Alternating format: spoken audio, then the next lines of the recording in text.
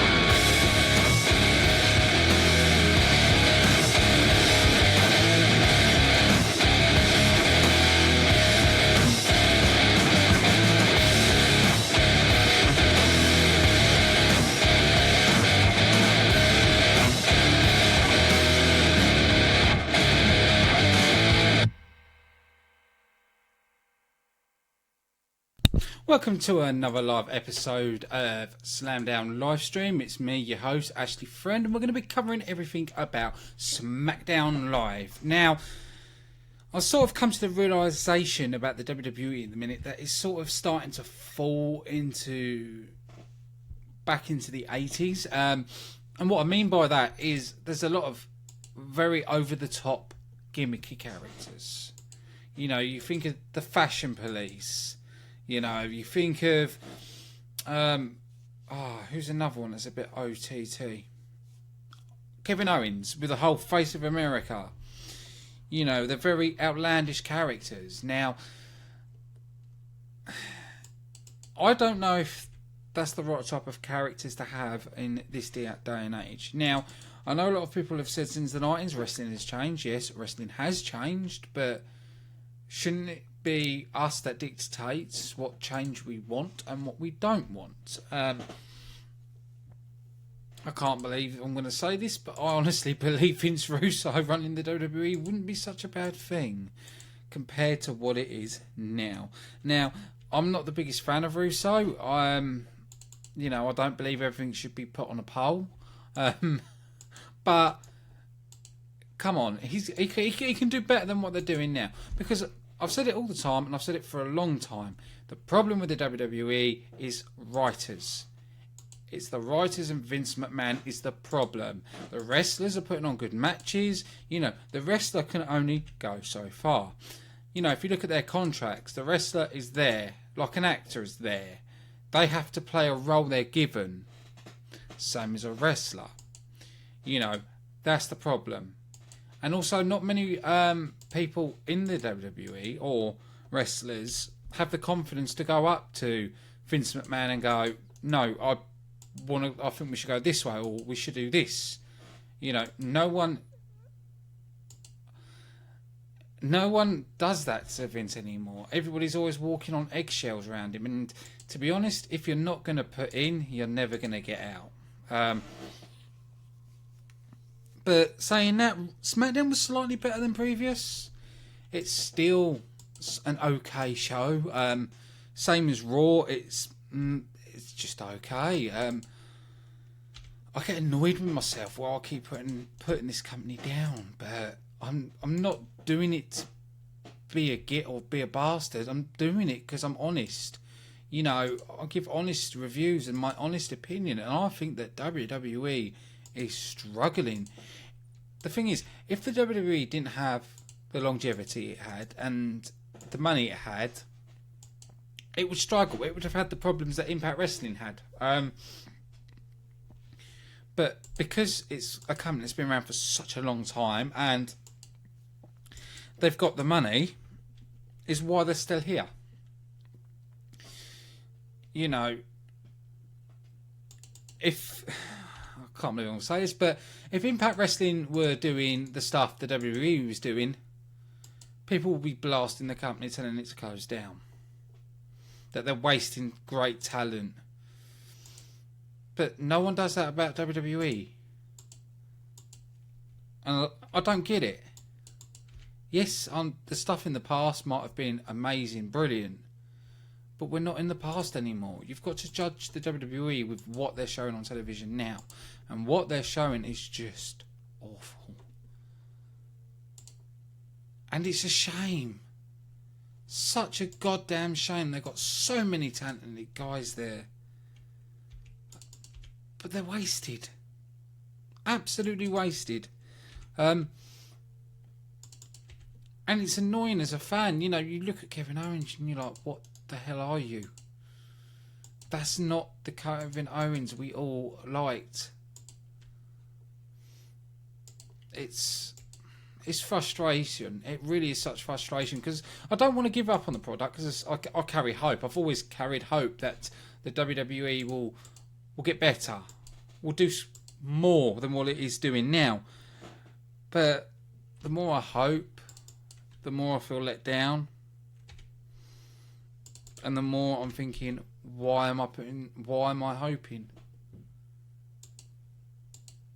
The WWE should be putting on a better product, and I know some of you are probably sitting there shaking your heads, and there's probably some that agree with me. You know, if you look at all wrestling in general, there's only one company that I could think that would give the WWE a run for its money, but it would have to have the TV coverage that WWE has, and that'd be New Japan. I think New Japan's the only company that could rival the WWE at the minute. And it wouldn't be a bad thing either, because if New Japan started rivaling the WWE, started taking away the viewers of the WWE, and started beating the WWE, you'd see things change very quickly. You know, because Vince wouldn't have that. You know, he would want to do everything this company can to beat New Japan. And that's why I hope New Japan, that happens. Or even with Impact Wrestling. And I know a lot of you have your views about Impact Wrestling, and some of the views are not correct, because a lot of stuff you're hearing from someone like David Meltzer is complete horse crap. The reason I say that, because on another group I'm on, Impact Fan Nation, we have Indian fans. We're linked with the biggest Indian fan group of Impact Wrestling, and they've had loads of people that go to that event and tell me they paid. But anyway, let's get back to WWE. I think the WWE needs a rival. I think it needs a company that's so far close to them and close to beating them for Vince to change. Or the shareholders need to stand up to Vince and go, no, this is not good enough. Where Hunter steps up and goes, where Hunter gets to be put forward to take over the company. That needs to happen. Because you look at NXT, and NXT is streamless. Yes, it's not as good as it used to be, but it's still better than Raw and SmackDown. Come on now, you know. And I think that's the way they need to go. Something needs to be done. They can't just be stuck on this autopilot and think we'll get bigger names.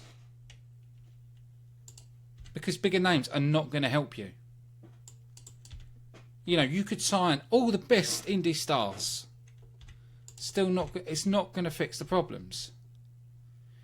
You need to look inside your own company. You need to be looking at your writers. You know, and who's making the calls on all these pay-per-views. Those are the people you need to be looking at. Those are the people that need to shuffle. I'm sorry, but I honestly believe if Vince McMahon said to Triple H, right, here's the keys for the WWE, you run it. And the changes would be so drastic and so quick, and would notice a better production. I think that's the way that WWE needs to swing. I honestly believe that. I just don't think they could keep surviving on this autopilot mode. I really don't. I think it's weakening.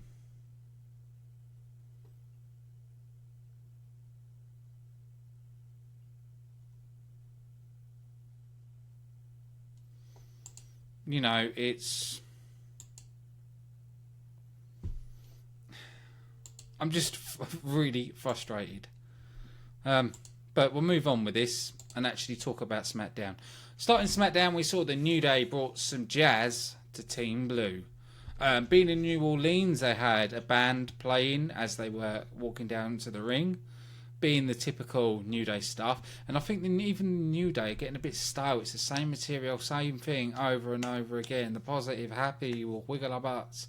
Okay, but that's all we see from you. To me, it's getting a bit stale. But you heard them talk about the Usos. The Usos came down. Then the Fashion Police came down. And the Colons came down. Leading into a 8-man tag team match. That's about it, really. Nothing special. The New Day and Breezango managed to get the victory in this match, which wasn't really a big surprise. But yeah, standard.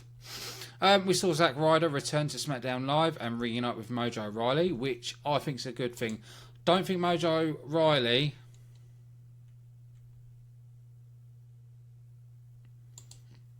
could do it on his own. I don't think Mojo Rawley can handle being on his own. Yes, I know he had that victory against Jinder Mahal back at WrestleMania. But I think putting him back with Zack Ryder as the hype rose is probably the better thing. Another thing that's a bit bothering me at the minute is, where's American Alpha? Suddenly they were there and they've disappeared. See, another tag team that's being used incorrectly. It's frustration because, you know, you look at the matches American Alpha and the Usos had. You know, I think they need to add another team similar to those two to mix it up a bit. But then who do you add? And that's quite a tricky one.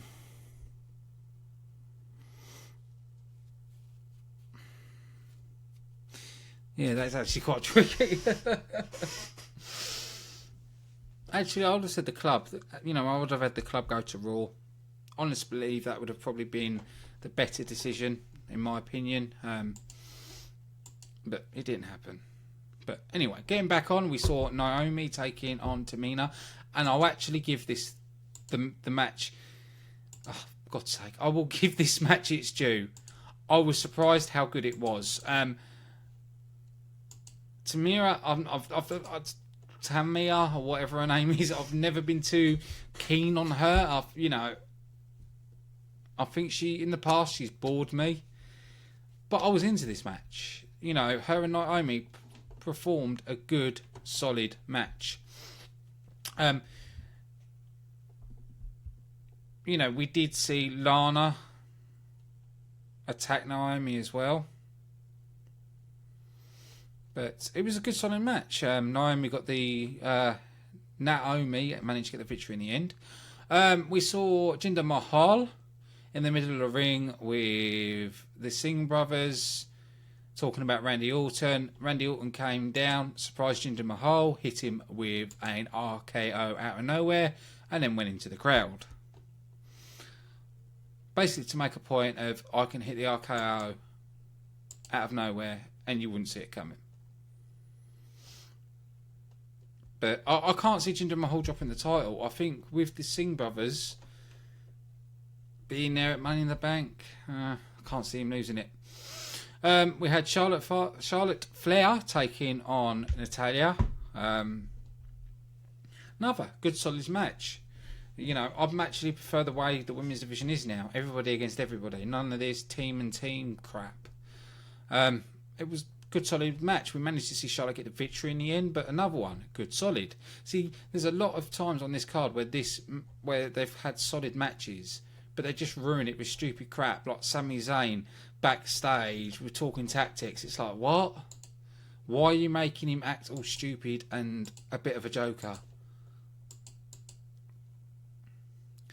Sami Zayn is the happy-go-lucky, there for the fans. Again, like I said, stupid shit. Same thing that WWE always does. And it does get frustrating. We saw the main event, which was Shinsuke Nakamura, AJ Styles, and Sami Zayn taking on Kevin Owens, Dolph Ziggler, and Baron Corbin. Brilliant match. I can't fault it. I really can't fault it. Everybody brought their best. I think Shinsuke Nakamura and AJ Styles and Sami Zayn getting the victory was probably the better idea. It was a brilliant match. You know, we saw a ladder get brought in, Kevin Owens hitting everybody with a ladder. And then we saw Shinsuke Nakamura go to the top of the ladder, hold the briefcase. So, you know, it was a good build-up to Money in the Bank. But that was it. That was it for SmackDown. Yes, it was better than Raw. Not by much. Raw had a good start and a good end. SmackDown was consistent through. You know, there's not many matches I can pick apart on SmackDown, if I'm honest. Like I said, it's been solid. And that's one thing SmackDown's always been good at, being solid. And, yeah, I still believe that we need new writers for SmackDown and Raw. Oh, crap. Now I'm dropping everything. It's good I'm not on video stream at the minute, because you'd have seen me drop that and then probably laughed. But hey-ho. See, that's the thing. When you're live, anything can happen. But yeah, I think it is a lot of it. They need to work on the writers. They need to improve on the writing side of it, the storytelling. The wrestlers are good enough. There isn't anybody that I would sort of get rid of. Maybe a few of the people that's not used a lot. But no, I'd say it's more the writers need to be sorted. And I think that's what would improve the product, in my opinion. Yeah, I think that's it. On Sunday, I will be doing the prediction show for Money in the Bank, as always. And then Monday is going to be a hectic day, because Monday I have got the Impact Wrestling review with Charles. And then after that, the Impact Wrestling review will be at 3:30 GMT. And then I've got Money in the Bank review at 9 PM GMT. So double show Monday, and Sunday is the prediction show. So I want to say a big thank you to everybody listening on Facebook. Don't forget, the show is all about you. It's by the fans, for the fans. I've been your host, Ashley Friend, and I will see you again on Sunday.